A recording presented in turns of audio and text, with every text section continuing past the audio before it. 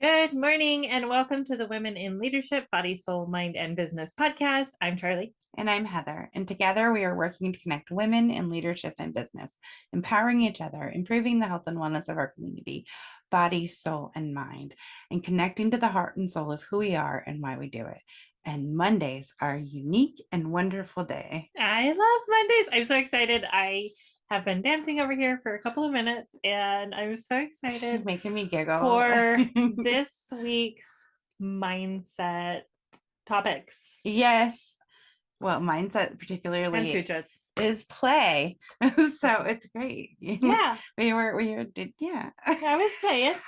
We were laughing pretty good too. We had each other going. What's the quote this The week? quote this week is, "You can discover more about a person in an hour of play than in a year of conversation," by Plato. Isn't that fun? To think about how many emotions you go through when you're playing, Mm-hmm. Yep. right? Mm-hmm. If you're just talking with someone, or like, especially like on the internet, like just typing to somebody, like there's no emotional connection. Yeah. And except for what you've implied yourself. right. And oftentimes in play, think of games. Games can be competitive. So, what is that natural competitive nature of this person? Are they a competitive person? Are they not? Are they a sore loser?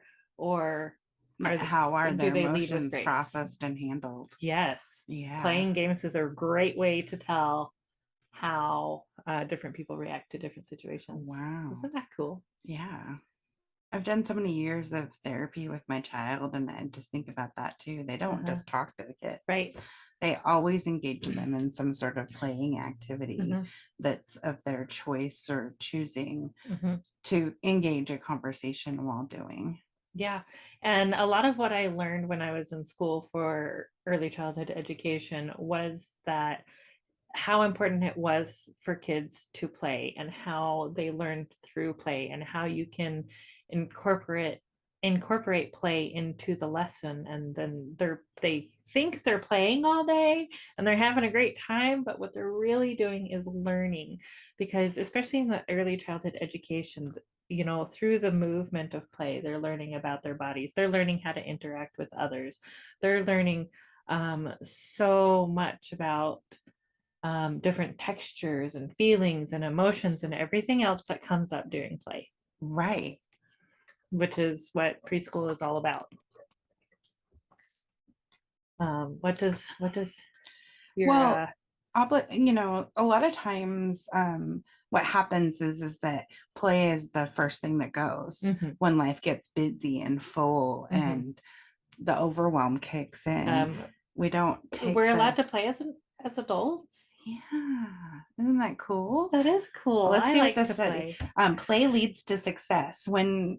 While conducting research on murders, Dr. Stuart Brown found the National Institute for Play found a common link among killers. They lacked play during their childhood.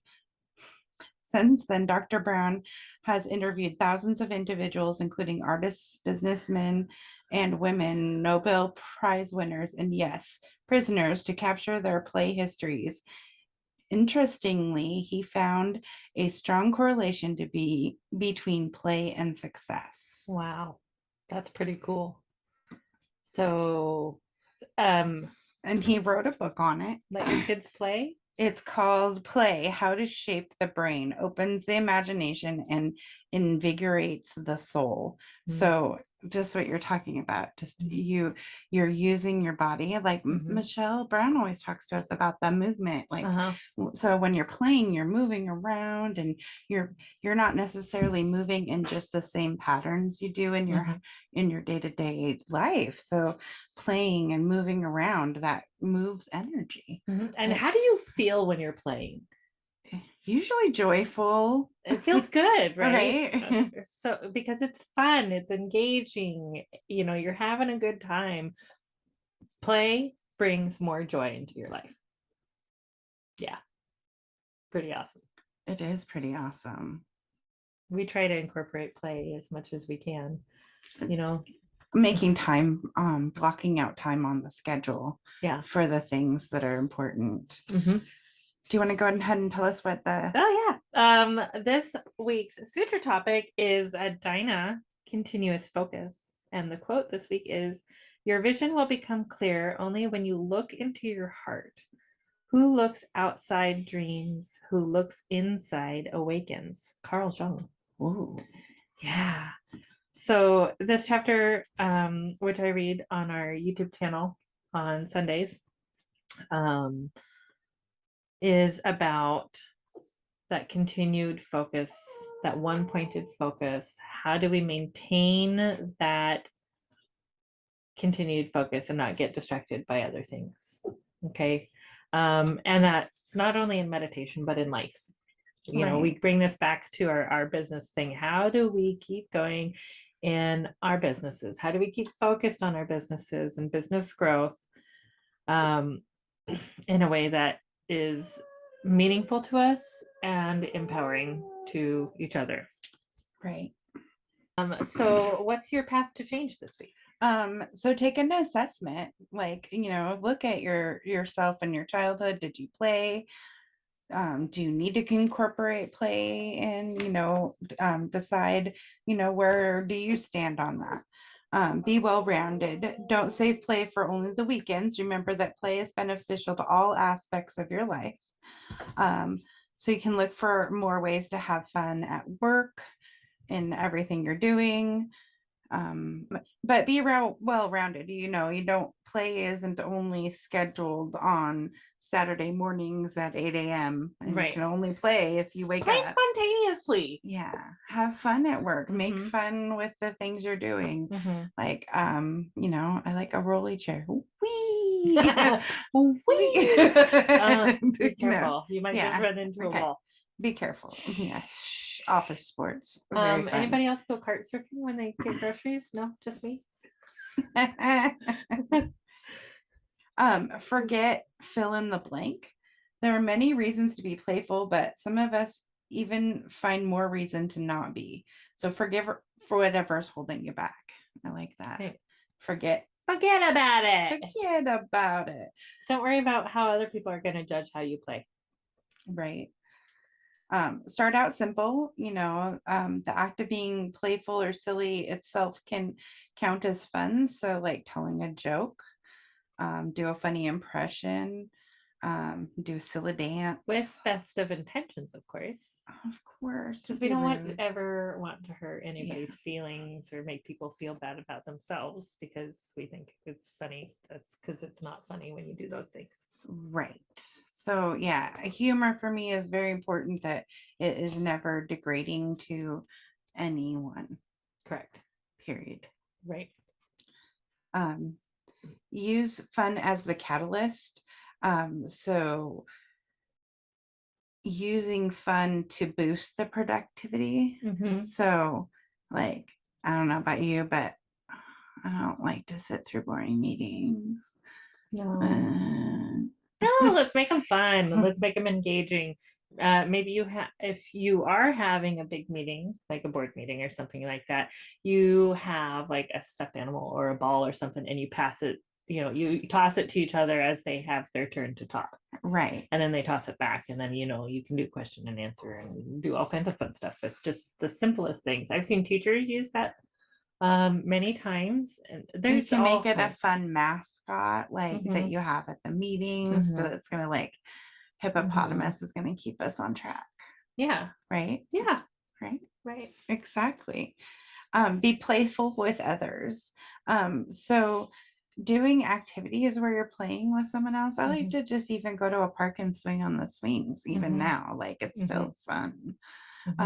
Learning to fly a kite, like they sell them at the dollar store. At least it's fun, like you're trying something and doing it with more than one person. It creates that community experience. Right. So you can be silly together. Right. It's more fun that way. Right. It's shenanigans are way more fun together. Shenanigans are way more fun together.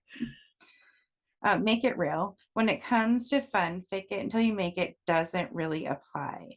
There is a difference between having a genuine fun and I don't even feigning it. Feigning it. Yep. Or faking it. Faking it. Yeah. Don't fake it. Just have fun. Just have fun. Real fun creates a genuine feeling in your body. Uh-huh. And that's what you're looking for. So you have to think about a time when something was really fun for you. You know what we used to call things like meetings or, you know, barbecues and things that you had to be at when we were in the military, like we called it mandatory fun. Mandatory fun. Mandatory fun. You were required to be there. You're required to be there. You couldn't skip out on it, but it was supposed to be fun. So we called it mandatory fun. We're having mandatory fun. Okay. But fun should be mandatory every day. I agree. Absolutely. Yeah. That's part of what makes it worth showing up for every day, right? Right. When make fun mandatory, but don't make mandatory fun. That's so our sutra thoughts this week with the Dhyana continued focus are: as the heart mind concentrates on its chosen object, peripheral distractions gradually fade away. The more focused we are in that direction, right? Whether it's in business, in life, in meditation. Is this thing that's distracting me? Is it even worth anything in the course of where I'm wanting taking your to eyes go? off that focus? Yeah. Is it? Yeah. Is it part of the wagon? Or does it need to be kicked off? You can see it over in the peripheral. Ooh, I got it. I got it. What? It's a hiking backpack. And you want it as light as possible. So if it is not necessary to get you to the end of your trail, throw it out. We are being inspired by Susan and Greta hiking the Appalachian Trail. If you have not followed them already, go check out their YouTube channel and see what they're doing on the Appalachian Trail. They're raising money for Parkinson's disease, which is our cause of the quarter next quarter. Yes, they're using the hashtag we're following AT4PT. PD. Oh, yeah. AT4PT. Parkinson's disease.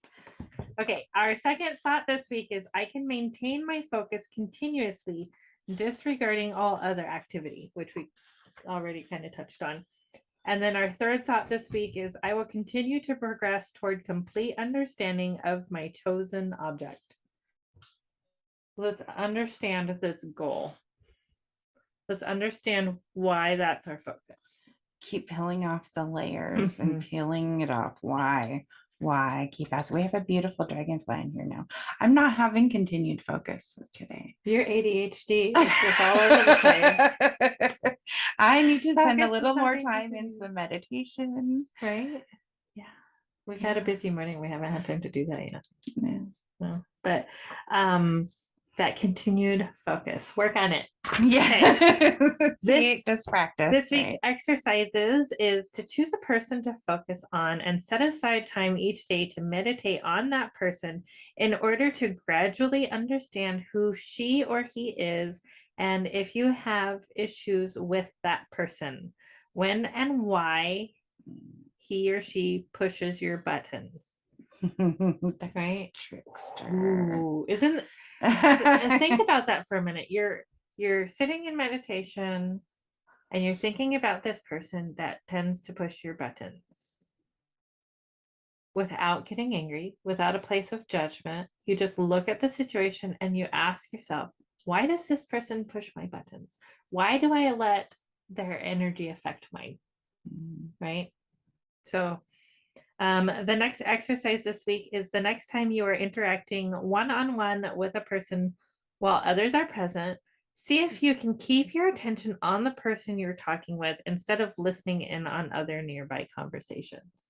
That is so hard to do in a crowded room with everybody talking. Right. And we go to networking events and things like that, and they can get kind of loud. And it's like everybody starts to talk over everybody else so they can be heard, and then it just gets really loud. And I know we've all experienced that. So it's intense to like just really hone in and focus on who you're having the conversation with, and tuning out everyone else. It takes the conversation to a different level. It does. And it becomes more intimate and more connected when you're able to pay attention to that one person And at that again, time. it requires practice. It does. This is not I'm going to be great at the And out you're of the not, gate because I'm practicing it. and you know, sometimes you might be like, oh, I did really good, like focusing on that conversation and all this stuff. And then other times, maybe not so much. Sometimes we have things going on internally and internally mentally, Mhm. in our heart mind, Mhm. that are distracting us in that moment. Usually for myself, I find that that is the hardest time to focus on someone Mhm. else Mhm. is when I'm so out of alignment that I'm like trying to figure it out. Mhm. So if I can't be in alignment, then I'm not in the moment in the conversation. Mhm. Because there's other stuff Yeah, distracting you. is going on, and Right. I haven't written it down. I haven't done my process, right? Right. So I have my tools set up to help me with that because that is a continued issue for myself. Mm-hmm. Yeah. And one of the things we often tell our kids is, hold on, don't steal my brain. I'll be back. Like, hold on. I'm focusing on this thing. I can't get distracted. Right. Because who likes to derail our thought processes more than our kids do? And And and spouses. they feel like we must not be doing anything else. Right. We were only our sole purpose for them is to be there in the exact moment that they need us in. Like, right? They don't see the weight thing. So my son the other day I was trying to watch a 30-minute video, and I was 15 minutes in and he had interrupted me twice already. I was like, dude, I love you, but the every 7.5 minute interruptions is not allowed. Because it was a thing for a little while that it was like clockwork, literally. And it was really hard to focus on anything. And that's all in habits. As our kids get older and they need us less, they forget that they actually need us less than they do, and so we try to let them figure some things out on their own, but then they still come back and they want our approval on everything. Right. I'm going through that with my now adult teenager. They're learning how to trust themselves. And not have to ask mom if it's okay, if run the plan for the day. Is it okay if I go to my friend's house? You're 18, you pay your own gas, have fun. I mean, what do you want me to say? It happens, But, right? Yeah. And then we're hippopotamusing, we circling are. back. Our third thought this week. While you are meditating, are you seeking something? Ooh, what are you looking for? See if you can practice patience and let go of results. Ooh, that's hard. Allowing your heart mind to settle naturally on your chosen object and being in no hurry to reach any particular state. Just be with the object. Just be. Mm-hmm. Right. Have you ever tried to push something so much that it creates resistance and it pushes right back? All the time, because you're hyper focused on Go, go, go, go, go. that I want this thing and that I can't have this thing yet, and I want this thing and I can't have it yet. I want this, but I can't have it yet. You're focused on that instead of letting go of like how you're gonna get there. And then it's really fun watching those things come into your life. Like I've talked about you, and recently you pointed out that I have an iPad in my life. You do. And that's something that's been on my manifestation list, right? Like I was like, and I think it's really cool that you get to use this iPad and kind of get used to its features before you have one that actually is yours with your name on it. Right. It's super cool. So it's like you get to try it before you buy it. Right. See if you really want to invest. It's been really challenging. Like going back and forth between I and iOS and Android Yes. and Android. Yes, Yeah. Apple and not Apple. Mhm. The rest of us, Apple and the rest of us.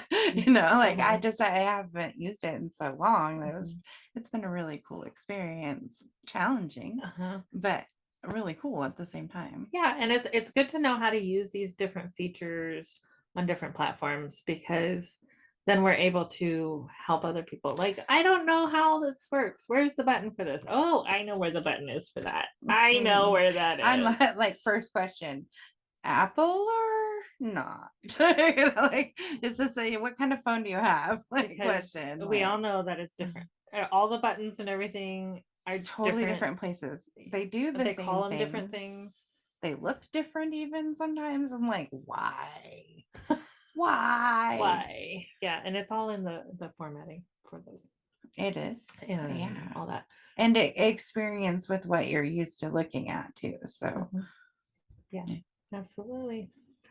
So this week we are reminding you to play and have fun and to take a look on what is the continued focus for you. And you might have different categories. What is your financial focus? What is your family focus? What is your business focus? What is your health focus? What is your wellness focus? Because those, some people put those together, some people don't. Yeah. How do you have your goals set up? You know, what direction are you taking yourself in? Mm-hmm. Because you get to decide. You get to decide. That's so awesome. I have a feeling that we are going to be doing our goal setting again soon. Oh, I'm sure we are. Yeah. Yeah. I mean, Yeah. Probably level up Ooh, always, right? probably with the new year, we'll update everything and then get it back out there. That would be fabulous. That would be fabulous. Yeah. See, look at us having ideas right here. Right here, live. Right here to help you. So that's something to look forward to. I'm excited about that. If you guys have any questions or comments about anything we've talked about today, go head over to the website and get in touch with us there. There's tons of things. You can even comment on the blog post for each episode and all that at www.womeninleadershipbsmb.com. And I want to take a minute and remind you guys that it is our duty as entrepreneurs to continue lighting the way and being a light in the world for others. And so, in doing so, our cause of the quarter is the Tears Foundation. And the Tears Foundation helps families in their desperate time of need in case of a loss of a child or infant. They help with different services and counseling and things like that, as well as international education around proper care of infants to prevent fatalities. Super awesome. Cool. And they started locally and now they're all over the world, which is really fantastic and inspiring in and of itself. And Charlie is gathering together anything that we would like to donate, and she's taking it down there. And of course, we're going to get dressed up because the theme is roaring. Oh, you forgot to say what? There's a gala coming up in October. She just started halfway through the paragraph. I'm excited to get dressed up, right? Yes. So the Tears Foundation Gala is their 25th gala this year, and it is That's really cool. Roaring 20s themed. It's going to be super fun. I can't wait to do a little bit of shopping for that. That's pretty rad. And I'll be connecting donations for the silent and the live auction. So if you would like to participate in that, for sure, let me know. It's a great cause. And if you want to join us, also let me know because it's going to be a fabulous, fabulous time. Yes, the links are all below in the description. You can connect to it, all of it. Yeah. All of the places that we are, all the things we're doing, just continuing to grow and loving the space we're in. Absolutely. And we love that you guys are part of it with us because you have joined us at the table too. So thank you for joining us at the table. Women in Leadership, we love you and we'll see you next time. Namaste. Namaste. Mwah!